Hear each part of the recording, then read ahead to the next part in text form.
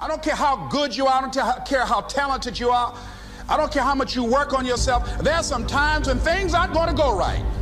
They just are not going to go right. So many people I talked to at that time for Alipay, they say, this is the stupidest idea you have ever got. Whenever you learn something, all you're really doing is creating a relationship between two things. So if I want to learn something, say, how do I learn this? It's not figuring things out. That's how most of us think of learning. Learning is not figuring things out. Learning is the creation of a relationship between two things. Something you already know, the known. Something you already know, it's in your head already, you understand it. Don't allow your emotions to control you. We are emotional, but you want to begin to discipline your emotion.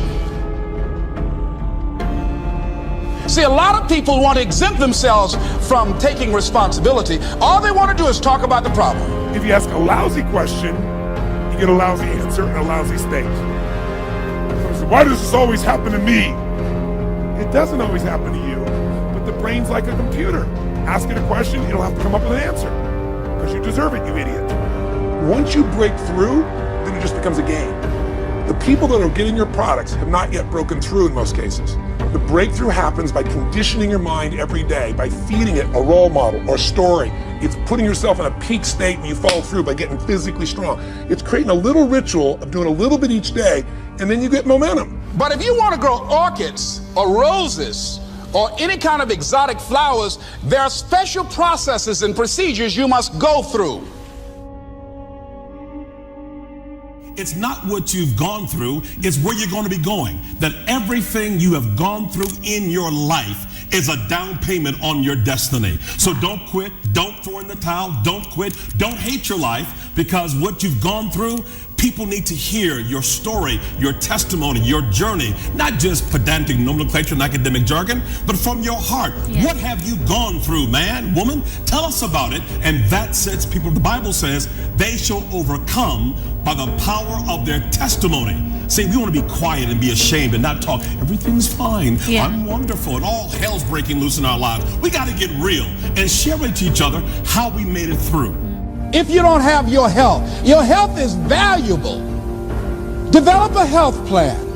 A plan that you will follow, because this is the only vehicle that you have to carry you through this experience called life. And you want to take good care of it, because you love you enough. You care enough about you.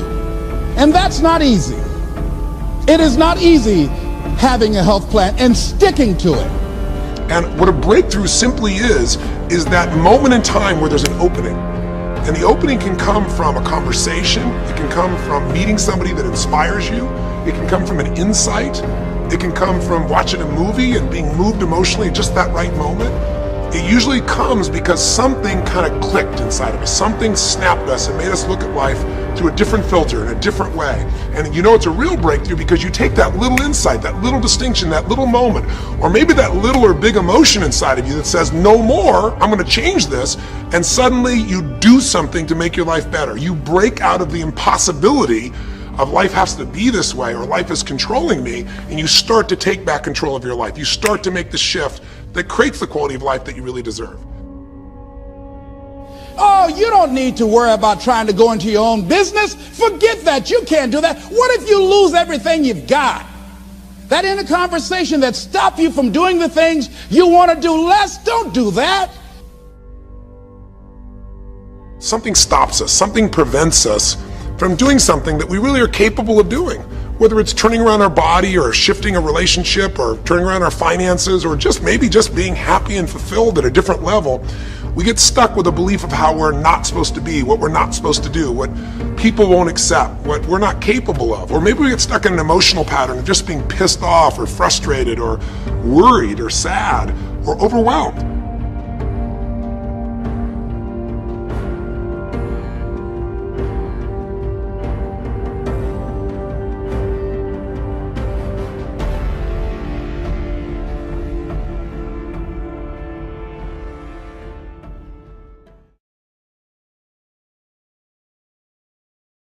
And if you don't love what you do, if you don't propel to work hard, if you don't persevere through this, he says you're going to quit and give up because it's hard.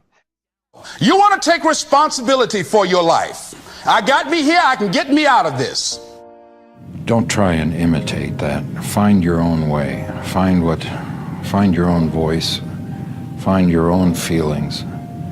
And that will give you a unique opportunity. How many times have you heard people say, this can't be done? It's your job to remove those myths and to get things done. Don't put a question mark where God has put a period. All of us have things we don't understand. One reason is we can't see the big picture for our lives. If you want to lay the foundation for a future fortune, you've got to learn more than one skill. Look at what is the problem and then answer that problem in the unique position that you will solve it. So how are you able to address that problem? And that if you decide that my life deserves my developing this what I do well, and becoming the best at it and mastering myself and seeing what I have within me, if you decide to drop your buckets where you are and develop your gifts, I grant you, you'll never ever be without. I grant you that your gifts will take you places that will literally amaze you. You can decide that I'm going to live each day as if it were my last. You have the power to make that decision. You can decide, I'm going to work on myself and develop myself. I'm going to empower me. And all of these things that are happening to me right now, they're just temporary inconveniences. They're not stronger than I am. I'm in charge here. But if you were to take one piece and isolate it, you would think, look at this funny looking piece. It's a mistake. It's not going to fit anywhere. It's an odd shape. There's nothing beautiful about it. But the fact is, that piece has a perfect place. It's already been fitted, planned, designed. When the other pieces come together, it will fit in. The reason you can't see it now is because they all are not in place yet. To win the respect of intelligent people and the affection of children, to earn the appreciation of honest critics, and endure the betrayal of false friends. Appreciate beauty, to find the best in others, and to leave the world a bit better.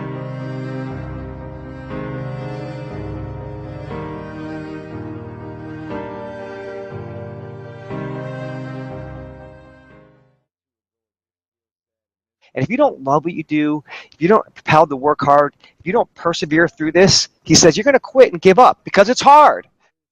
You want to take responsibility for your life. I got me here, I can get me out of this. Don't try and imitate that. Find your own way. Find your own voice. Find your own feelings. And that will give you a unique opportunity. How many times have you heard people say, this can't be done? It's your job to remove those myths and to get things done. Don't put a question mark where God has put a period.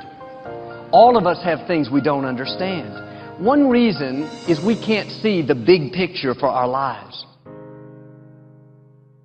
If you want to lay the foundation for a future fortune, you've got to learn more than one skill.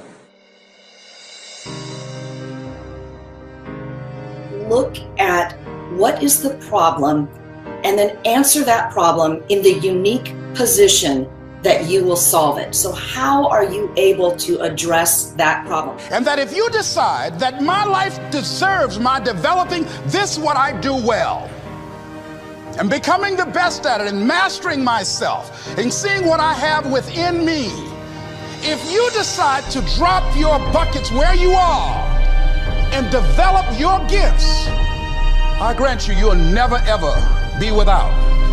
I grant you that your gifts will take you places that will literally amaze you. You can decide that I'm going to live each day as if it were my last. You have the power to make that decision. You can decide, I'm going to work on myself and develop myself.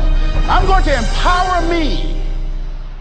And all of these things that are happening to me right now, They're just temporary inconveniences. They're not stronger than I am. I'm in charge here. When you're asleep, ladies and gentlemen, you need your dreams. I'm here to tell you that when you're wide awake, you also need your dreams. You must have your goals. You'll never make it as a wandering generality. You must become a meaningful specific. If you're going to work tomorrow because that's what you did yesterday, you're not going to be as good tomorrow as you were yesterday, because now you're 2 days older and no closer to the goal which you do not have. You can't make it as a wandering generality.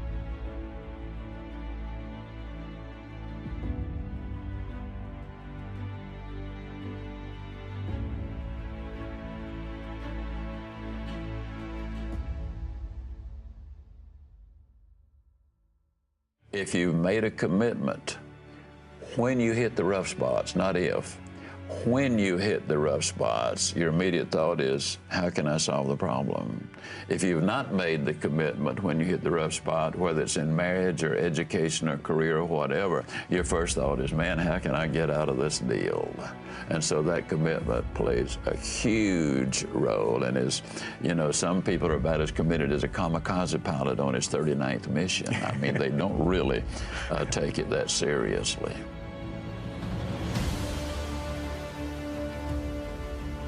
Unfortunately, a lot of people stand in front of the stove of life and they say, now, stove, you give me some heat, then I'll put some wood in.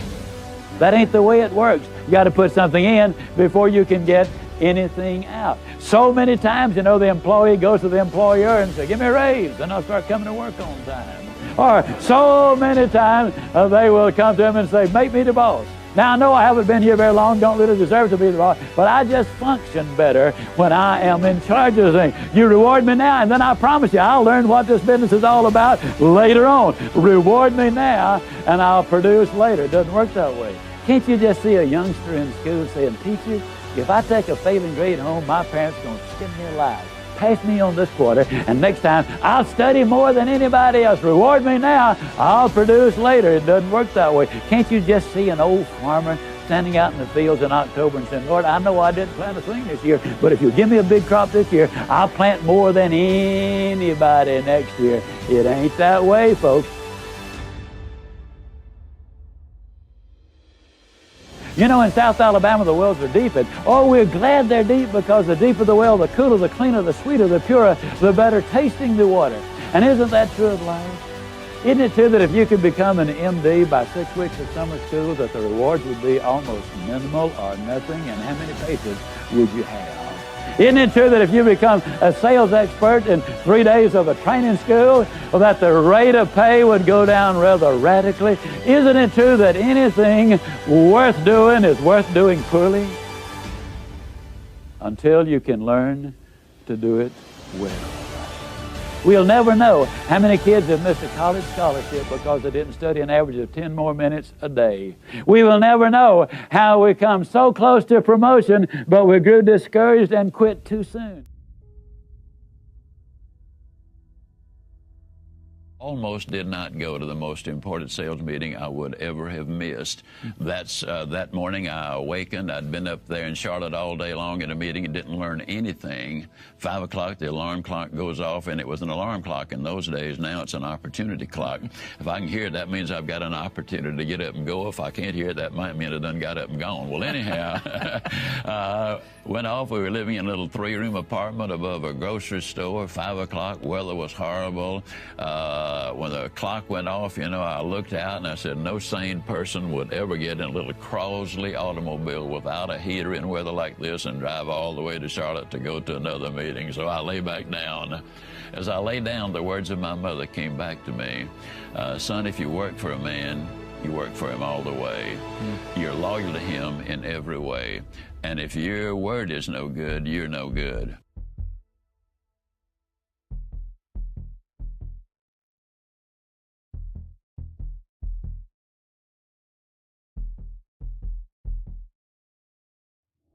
I had promised this company, which had taken me 2 months to get the job, that if they would give me the opportunity, I'd be at every sales meeting, I'd be at every training session.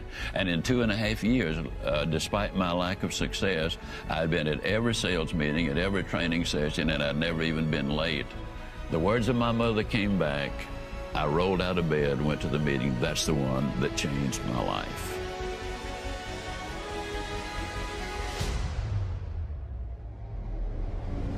The rule is simple. You do it now. You do it now.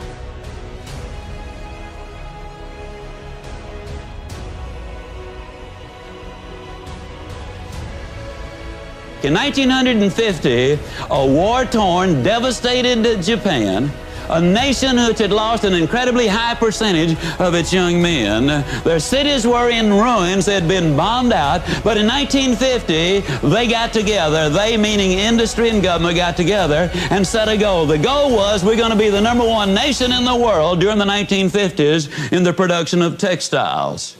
In 1959, ladies and gentlemen, they accomplished that objective. In 1960, they set another goal. We're going to be the #1 nation in the world in the production of steel. Now, when you understand there's no iron ore in Japan of any significance, there's no coal of any significance there, we're going to be the #1 nation in the world in the production of steel, it seemed like an absurd goal, and yet they reached their objectives. They had taken all of the steps. In 1970, the Japanese set another goal. They said during the 70s, we'll be the #1 nation in the world in the production of automobiles. They missed it, folks.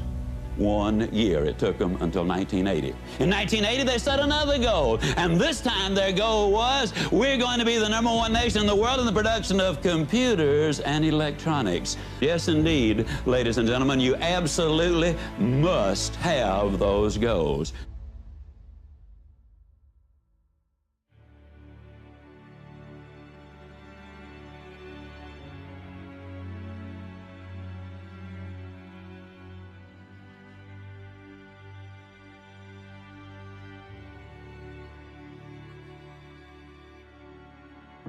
You need to read at least 20 minutes every day. Now, I spend about 2 hours a day or more, but you got to understand, this is my business, this is my life, this is my profession. I got to do it. Fortunately, I just absolutely love to do it. But 20 minutes a day will make a dramatic difference. Now, obviously, I'm talking about reading something good, powerful, positive, biographies, autobiographies, self-help books, motivational books, books about your business, your profession, the industry of which you are a part, books about human nature, how to deal with people. If you are an average reader, that's 220 words a minute. If you will just read 20 minutes a day, at the end of the year, you will have read 20 200-page books. That is 18 more than the average American reads in a year's time. That will give you a colossal advantage in whatever it is that you're doing.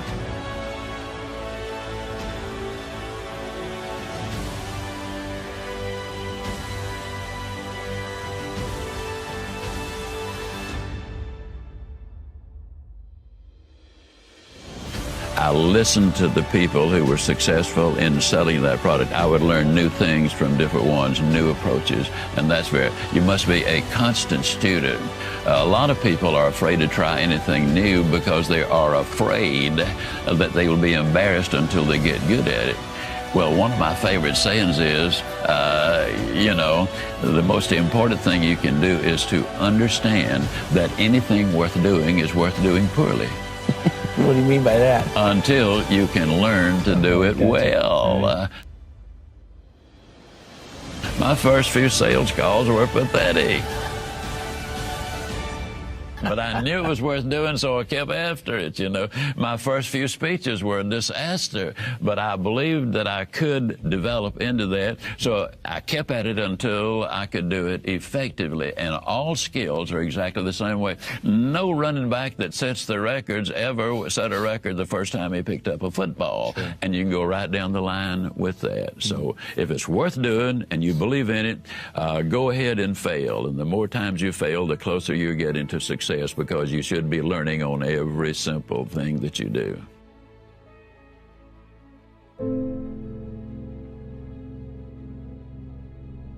I can't explain why I shine and no one else shines. I think everybody shines in different things. And a lot of things I can't do. I can't play basketball like every other black person in America.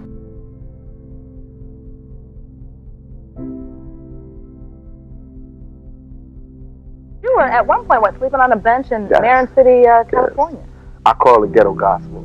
That's when people, you know, look and see something in you, and they might give something, don't know why they're doing it, but they just do it. So whatever I do, good or bad, you know, it's got me out of where I was. It's got me out of the jaws of death. So now that I'm out of the jaws of death, I don't mind all the foggy breath from the people who don't like what I said to get out of there. I'm just happy I'm not there anymore.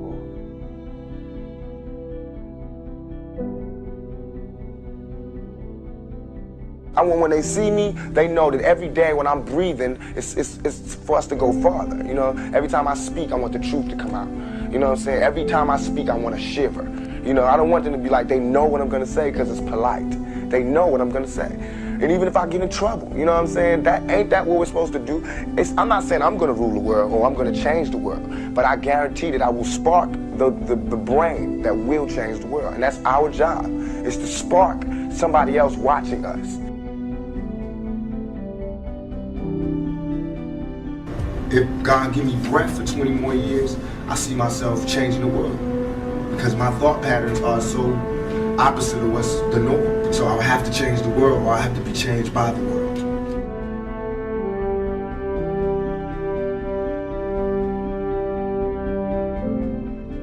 Everybody's getting pimped. Whether you work a 9 to 5 or whether you work for yourself, you're getting pimped by somebody. That's not the crime. The crime is how long you allow yourself to get pimped. You have to come up. Everything is a come up. Everything is a struggle. You start from the bottom, working to the top.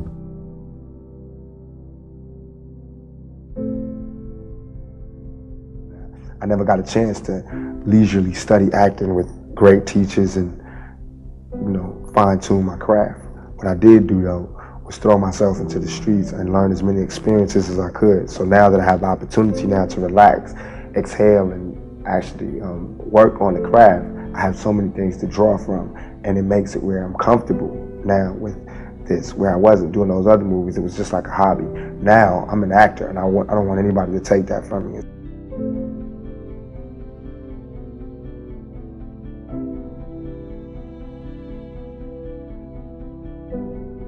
We only got 2 weeks to do this whole album, complete it, mix it down and everything. We don't have time or the luxury to spend all of this time doing one song. We don't have it. I did my whole album like 3 songs a day.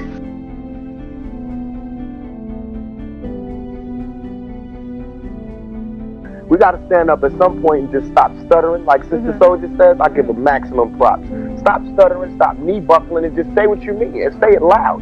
So everybody here, you can only be wrong once. But all this cowardly lying, standing behind the speaker stuff, we gotta come out and say what we gotta say.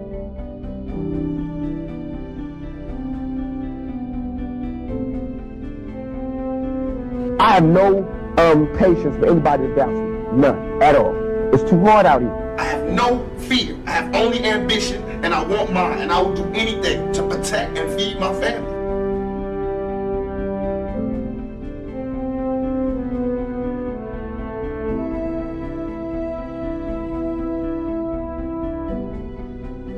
I don't want anybody to follow me whatsoever. I don't want to argue. What I want you to do is to listen.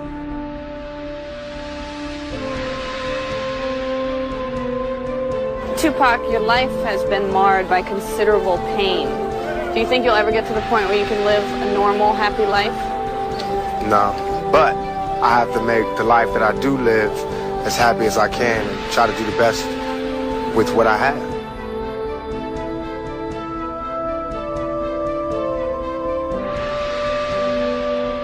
We can do anything. We can do that. I'm not saying this, I gotta say this again, it's not black against white. When I say we, it's the good against evil. You know what I'm saying? And what I mean by we can take anything we want. We can have anything because it belongs to you. If you're right and you got good on your side, I really truly believe that nothing can stop you.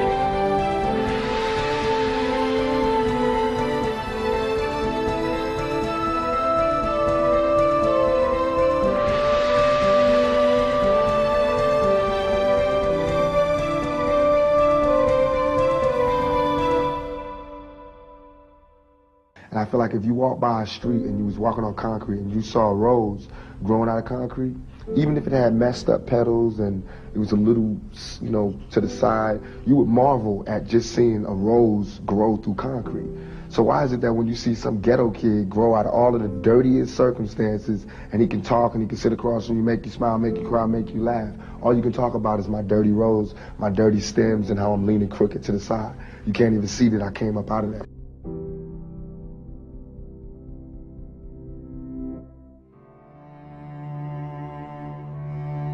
Because this world is such a, and when I say this world, I mean it. I don't mean in an ideal sense. I mean in every day, every little thing you do. It's such a, gimme, gimme, gimme. Everybody back off. Everybody's like, you taught that from school, everywhere. Big business, if you want to be successful, you want to be like Trump, gimme, gimme, gimme, push, push, push, push, step, step, step, crush, crush, crush. That's how it all is. And it's like, nobody ever stopped. Just, I feel like, instead of us just being like, slavery's bad, slavery's down, bad whitey, bad whitey. I mean, all right, let's stop that. And everybody's smart enough to know that, we've been slighted and we want ours. And I don't mean by like ours, 40 acres and a mule, because we're past that. But we need help. For us to be on our own 2 feet, us meaning youth or us meaning black people, whatever you want to take it for us to be on our own 2 feet, we do need help. Because we have been here, we have been a good friend. If you want to make it a relationship type thing, we have been there, and now we deserve our payback. It's like you got a friend that you don't never look out for. You dressed up in jewels. Now America's got jewels, and they paid and everything, and they lending money to everybody except us.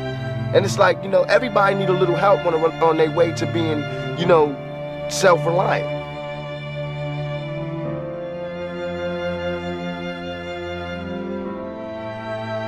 If this is truly a melting pot in the country where we care about it, and Lady Liberty got a hand like this, she really loves us, then we really need to be like that. And it needs to be the black kids, and if there's a white person who got money, then he need to help them. He need to help black kids, Mexican kids, Korean kids, whatever. But it need to be real. And it need to be before we all die, and then you say, oh, I made a mistake. We should have gave them some money. We really should have helped these folks. It's gonna be too late, you know what I'm saying? And then that's when you gotta pay your own karma. And that's when God make you punish, when God punishes you. Because I feel like, it's too much money here. Nobody should be hitting lotto for 36 million and we got people starving in the streets. That is not idealistic, that's just real.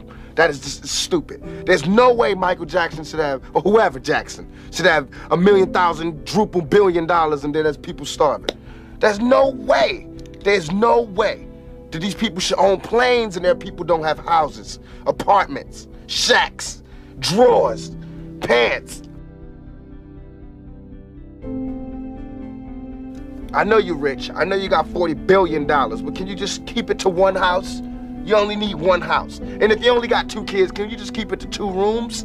Why have 52 rooms and you know there's somebody with no room? It just don't make sense to me. It don't. And then these people celebrate Christmas. They got big trees, huge trees, all the little trimmings. Everybody got gifts, and then somebody's starving. And they're having a white Christmas. They're having a great Christmas, eggnog and the whole 9. That's not fair to me. I think that when there's hopelessness, people revolt. Because it's like there's nothing that's like, it's like we're going, is America gonna help us ever? Because we know for a long time they haven't. Are they ever? And it's like all these things are showing us no. And there's somebody going, no, they're not gonna help you. No, they're not gonna help you. And then of course, we seeing, no, they're not helping us. All BS aside, it all comes down to we gotta survive. Even warriors put their spears down on Sundays. We got to survive here in this country. Because I'm not going back to Africa. We got to survive here. For us to survive here, white folks, black folks, Korean folks, Mexican folks, Puerto Ricans, we got to understand each other. got to take a bigger chance. And when I say Americans, people think I'm talking about Uncle Sam. I mean like actually Uncle Sam with the gray hair and the flag. I mean you, the guy, you know, you, the mechanic, wherever, you. I mean, you need to do something. You need to check yourself and see how racist you are. You know what I'm saying? It's real.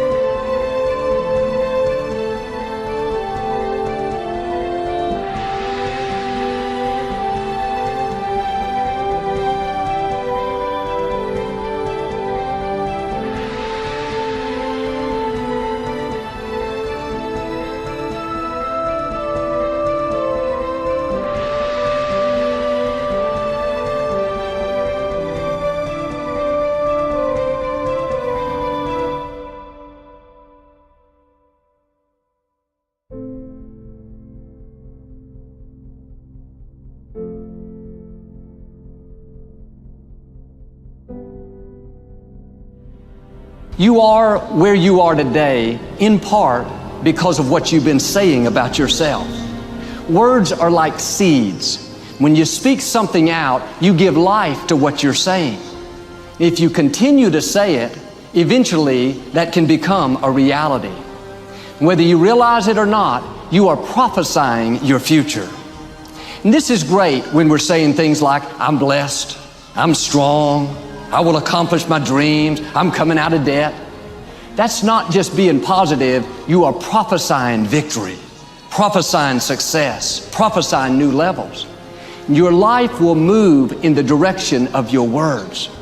But too many people go around prophesying just the opposite. I never get any good breaks. I'll never get back in shape. Business is slow. I'll probably get laid off. Flu season is here. I always get it. They don't realize they are prophesying defeat. It's just like they're calling in bad breaks, mediocrity, lack. The scripture says we will eat the fruit of our words. You are planting seeds when you talk. At some point, you're going to eat that fruit. My challenge is make sure you're planting the right kind of seeds. If you want apples, you have to sow apple seeds. If you want oranges, you can't plant cactus seeds, poison ivy seeds, mushroom seeds. You're going to reap fruit from the exact seeds that you've been sowing. In other words, you can't talk negative and expect to live a positive life. You can't talk defeat and expect to have victory. You can't talk lack, not enough, can't afford it, never get ahead, and expect to have abundance. If you have a poor mouth, you're going to have a poor life. If you don't like what you're seeing, start sowing some different seeds. Instead of saying, I'll never get out of debt, I'll never rise any higher. No, I will lend and not borrow. Whatever I touch prospers and succeeds. I'm coming into overflow, into more than enough. Start sowing seeds of increase, seeds of abundance. No more, I'll never accomplish my dreams. Blessings are chasing me down. The right people are searching me out. New opportunities, new levels are in my future. If you keep talking like that, you'll reap a harvest of good things. With our tongue, we can bless our life or we can curse our life. Many people don't realize with their words, they're cursing their future. Every time you say, I never get any good breaks, you just cursed your life. I'll never be able to afford that nice house. I'll never break this addiction. I'll never meet the right person. No, stop cursing your future. Sometimes the enemy doesn't have to defeat us. We defeat ourselves. Pay attention to what you're saying. Are you blessing your life or are you cursing it? Why don't you stop criticizing yourself? Talking about all the things you don't like. How you're getting too old and too wrinkled, too this, too that. Stop cursing your life and start blessing your life. Start calling yourself healthy, strong, talented, beautiful, young. Every morning before you leave the house, look in the mirror and say, good morning, you good-looking thing. Your words can trip you. What you say can cause you to stumble. It can keep you from your potential. You're not snared by what you think. Negative thoughts come to us all. When you speak them out, you give them life. That's when they become a reality. When you say, I'll never get back in shape, it becomes more difficult. You just made it harder. When you say, I never get any good breaks, that stops the favor that was ordained for you. If you say, I'm not that talented, I don't have a good personality, that is setting the limits for your life. That is calling in mediocrity. You may have been snared in the past, trapped by your words, but I believe this is a new day. I declare you're coming out of that trap. Every chain is being loosed. Every stronghold is coming down. No weapon formed against you is going to prosper. Now you got to do your part. Start speaking victory over your life. Speak increase. Be bold to call in those things you're dreaming about, those things you're believing for. Don't use your words to describe the situation. Use your words to change the situation. The negative thoughts will come. The key is to not say them. A thought will die stillborn if you don't speak it. You may feel worried. You may seem like it's never going to happen, but take no thought saying. Don't verbalize it. Don't get trapped by your words. It's one thing to think that it's impossible, but when you start telling people it's impossible, it takes on a whole new meaning. You may think, I'll never break this illness. I'll never get well. I'll never meet the right person. Those thoughts come to all of us. You can't stop that. My challenge is don't give them life by speaking them out. Don't go call your friends and tell them how it's not going to happen. In the tough times, you have to especially be on guard. It's very tempting to vent your frustration. Tell people how the loan didn't go through, how bad the medical report was, how these people just didn't treat you right. But continually talking about the problem, that's not only going to make you more discouraged, but you're giving that problem more life. You're making it bigger. Turn it around. Don't talk about the problem, talk about the promise. See, in life, there are always two voices vying for your attention. The voice of faith and the voice of defeat. You'll hear a voice saying, like I did, problem's too big. It's not going to work out. Just accept it. You'll be tempted to worry, to be negative, to complain. But if you listen carefully, you'll hear another voice, the voice of faith, saying, favor is coming, healing is coming, breakthroughs are coming. One voice will tell you, you've reached your limits. You've gone as far as you can. You don't have what it takes. The other voice, you are well able. You can do all things through Christ. Your best days are still in front of you. Now here's the beauty.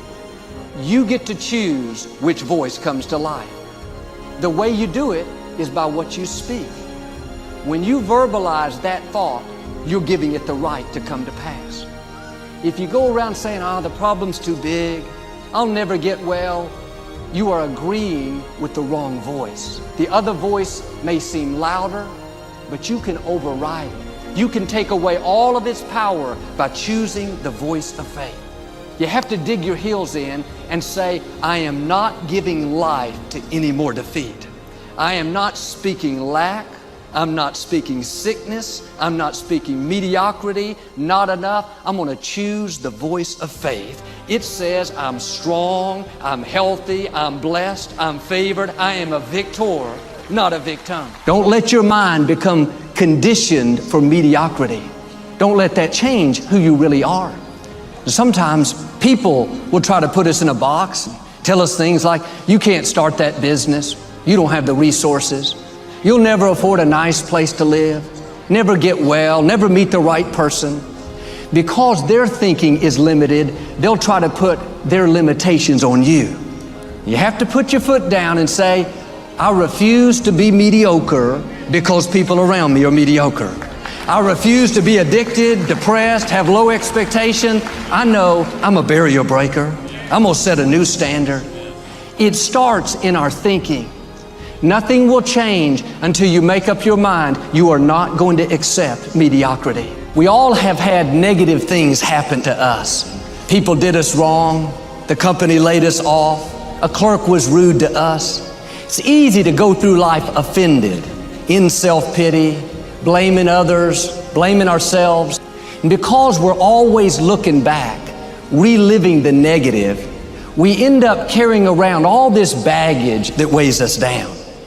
One of the best things we can learn to do is drop it. Let it go.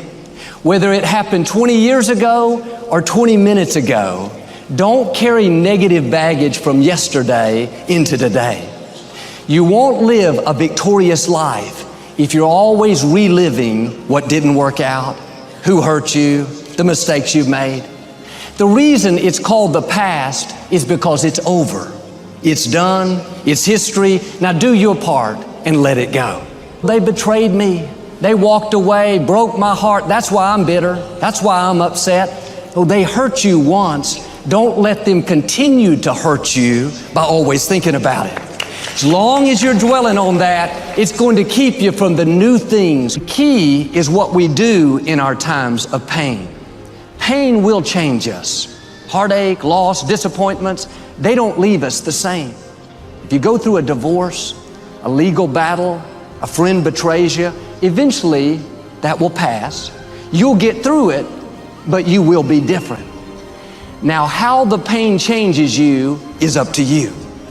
You can come out bitter, or you can come out better. You can come out with a chip on your shoulder, or you can come out stronger with a greater confidence. You can come out defeated, giving up on your dreams, or you can come out with a new passion, a new fire, excited about the new opportunities in front of you. All of us experience pain. My challenge, don't just go through it, grow through it. That difficulty is an opportunity to get stronger, to develop character, to gain new confidence. Anybody can give up. Anybody can let it overwhelm you. But you know what that's doing? Wasting your pain. That pain is not there to stop you. It's there to prepare you, to increase you, to develop you.